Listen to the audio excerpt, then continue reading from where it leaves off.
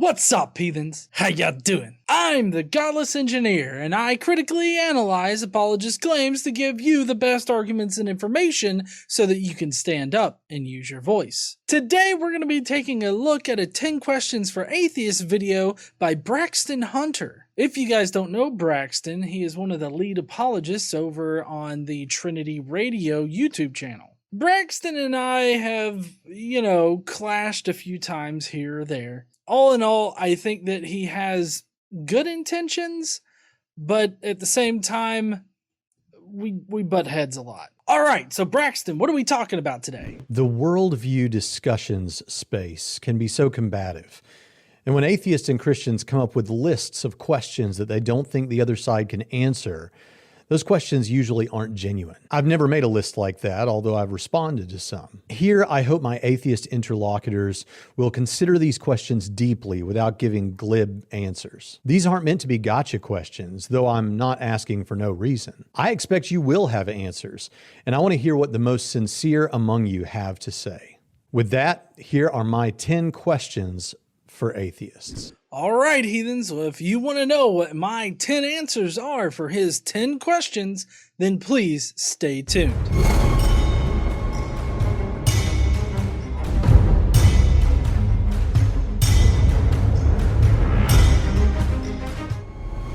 What facts about reality that you and I agree are real facts about the way the world is does your worldview account for, but my Christianity doesn't account for, or at least doesn't account for well? Everything. I feel like the basis for every single explanation that a religion can give you for anything about this reality, it all boils down to God did it. That's not really an explanation of anything. It doesn't tell me like how rain works or how lightning works or even how the universe began to exist. It doesn't tell me exactly how that happened or how that works. It's just a catch-all explanation that doesn't really explain anything. And for those of you that would point out atheism isn't a worldview, I'm talking about your worldview that includes atheism.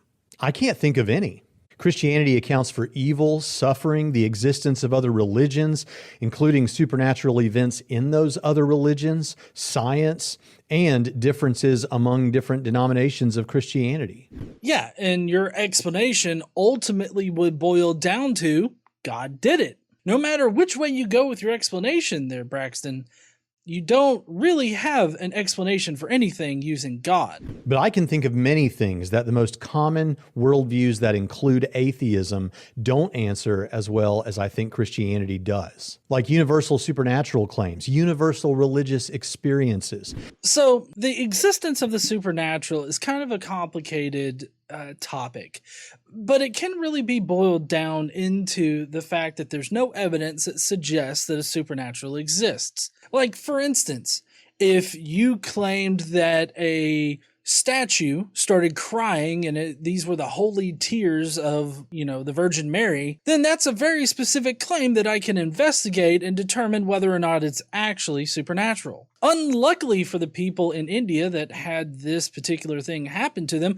it was not in fact supernatural, but toilet water. Some of the people were collecting those tears and drinking it because it supposedly had magical powers or something. You claim that this is something that a worldview primarily based on atheism can't explain, but yet nearly all supernatural claims of the past have been debunked or disproven to be supernatural in nature. The instances where we cannot directly explain why something happens with natural causes doesn't mean that God is the ultimate answer for those particular instances. God is not the default answer.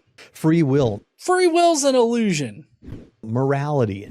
Morality's just an opinion. Near-death experiences. Near-death experiences are just chemical reactions happening in your brain. Beauty. Beauty is an opinion. The rapid expansion of the early church. Gullible people believe dumb shit easily. The events surrounding the life and death of Jesus of Nazareth. Well, considering that there's no contemporaneous accounts of what Jesus did during his life, the stories that were built up around him either are made up or are so loosely based on a historical person, we simply cannot know what he really did during his life. And our shared longing for purpose and meaning. I mean, this is just human nature to wonder about these things. It's a consequence of having a higher functioning brain. You can definitely find other species on this planet that seem to exhibit those exact same emotions. So, what is it that Christianity doesn't answer as well as your worldview? Again, like I said before, everything. God did it is not an answer for anything. It doesn't explain anything. Whereas even on my worldview, where I don't know something, at least I'm upfront about it and I just don't make up some kind of bullshit answer.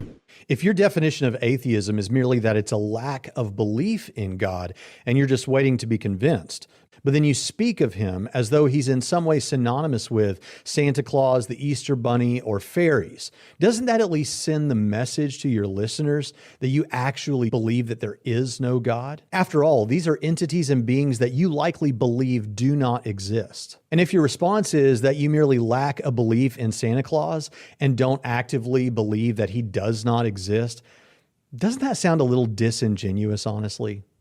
Well, no, it's not disingenuous because you're clearly misrepresenting the situation. So you start out talking about how we lack a belief in a god, or more specifically, a deity or deities. And then you move the goalpost to a very specific definition of some kind of supernatural creature, being either Santa Claus, leprechauns, unicorns, pixies or something. It all boils down to an equivocation fallacy. On the one hand, you're talking about how we lack a belief or we have no belief in a general deity or deities, and then you speak about very specific definitions of supernatural creatures as if they were the same thing as this ambiguous deity or deities. You're convoluting the conversation here and not exactly being clear about what you're talking about, because I would definitely say that I actively believe that the Santa Claus, the magical fat guy that we all know, does not exist. The same with leprechauns,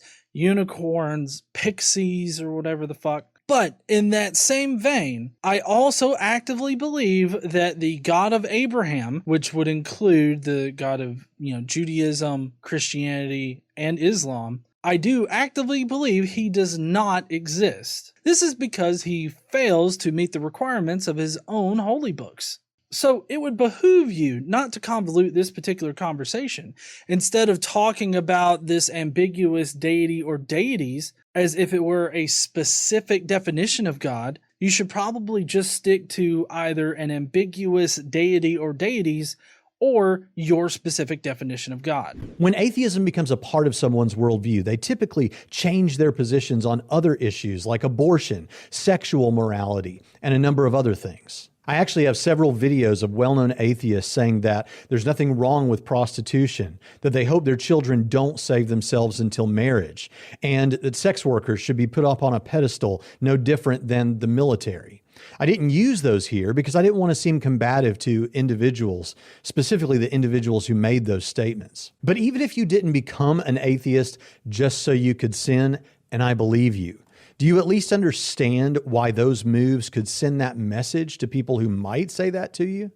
No, I don't. It's clearly disingenuous to assume that a person is an atheist because they want to sin. For one thing, any moral position that you can think of can be held by both religious people and atheists. While a specific issue may be a catalyst for somebody to examine what they believe, that doesn't diminish the fact that that catalyst was a catalyst for them. It's still very important. It doesn't mean that they just wanted to sin, because sin is a religious idea, and once you shed your religious faith, then sin goes away. We don't have a concept of sin. If you want to talk about immorality, I wouldn't consider any of those things that you listed to be immoral. Also, it's true that some atheists do switch their positions on things. But also, you don't have to be an atheist to hold those positions. I believe if you take a look at the religious community, that's painfully obvious. There are gay Christians out there. There are Christian pastors that actively go and impregnate young women and then force them to get an abortion. There's also senators and house reps that do that too, who are all Christian. So no, I think that it's still very disingenuous for anybody to automatically assume that somebody became an atheist just because they want to sin. Automatically assuming the intent of the person that became an atheist is very disingenuous. It would be a lot like me saying that Joel Osteen is only a megapastor because he wants to steal money from old people. That would be assuming the intent of Joel Osteen for being a Christian and a megapastor, an all-around shitbag. If it's a lack of belief sort of atheism, what is it? Is it 50-50, 60-40, 75-25? And at what point do you feel disingenuous saying that you merely lack a belief, as opposed to leaning towards, I believe that God does not exist? Well, again, here you run into the same problem that you did with one of your other questions, and that's convoluting the conversation. I don't understand what you mean by 60-40, half and half, or I don't know, however else you described it. That's not how a non-belief or a lack of belief works. You're also mixing up two different claims here. One is a claim to an ambiguous deity or deities. The other one is a claim to a specific God. I'm what you would call Gnostic towards your particular definition of God. You would call me an agnostic concerning the general idea of a deity or deities, meaning that I don't believe them to exist, but I don't know if they do exist or not. You have to be very clear on what you're talking about whenever you reference these things. You have to be very clear on what you're talking about in this particular context. I know we've all got our talking points, but I want you to struggle to be as sincere with yourself as you can right now.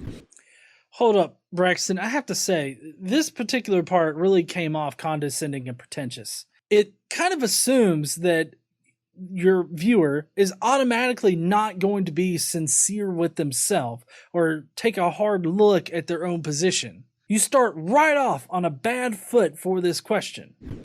Doesn't it bother you a little bit that when we come to talk about the origins of the universe, and if there's a multiverse, the origin of that too, that the only real options you've got besides God is a past infinite universe, which is impossible, or the universe coming to exist uncaused out of nothing, or something far less clear than even those? Well, you see, I view it a little bit differently. While my choices for how this universe began to exist may resolve to a few hypotheses that you either like or don't like, those are still real explanations for how the universe began. God did it is not an explanation for anything, especially the beginning of the universe. Typically, you could call this like a God of the gaps argument. He's just filling in the gaps of our knowledge. Well, this particular gap only exists on the quantum level at this point. That is how small the gap is that your God lives in. It seems that for any worldview that includes atheism, there's a massive blind spot when it comes to the origin of the universe. And all the attempts to try and circumvent that problem seem desperate and at least far less likely than theism. I'm sorry, Braxton, were you talking to yourself in a mirror there? Because I feel like you could just turn that argument right back around on yourself and you would be pretty applicable. Again, you may not like the hypotheses that we have for the beginning of the universe, but that does not automatically mean that God did it. My question isn't just what do you typically say about this, because I'm well aware of the responses. My question is simply this: when you step away from the debate mode that it's so easy for us all to get into online, doesn't this issue destabilize you a little bit?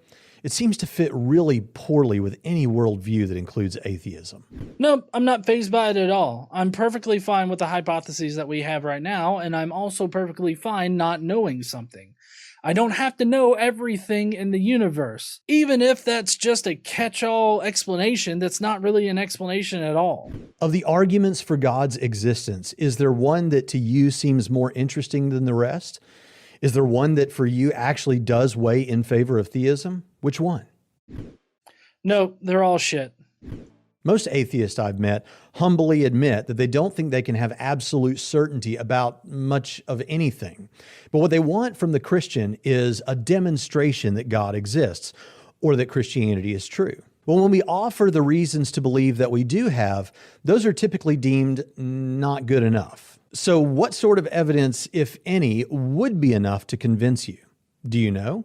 And since it's often a conversation stopper, let's take experimental reproducibility off the table, since that's not even always necessary for science. I'm kind of curious what you mean by that there, Braxton, because that is the core of science. That is very important for science is reproducibility. One of the core tenets of scientific theories is the fact that it has to be reproducible. I would love for you to name me one scientific principle that is not reproducible in some kind of fashion. I guess you could say the beginning of the universe was one of those once in a time kind of things that happen and we don't need reproducibility for in order to prove or something. But we don't know how many universes existed prior to our universe. We don't know if other universes exist alongside our universe. So you can't say that a universe popping into existence only ever happened once and would therefore by nature be reproducible. But as far as your question goes, I would say that if you could verifiably prove a suspension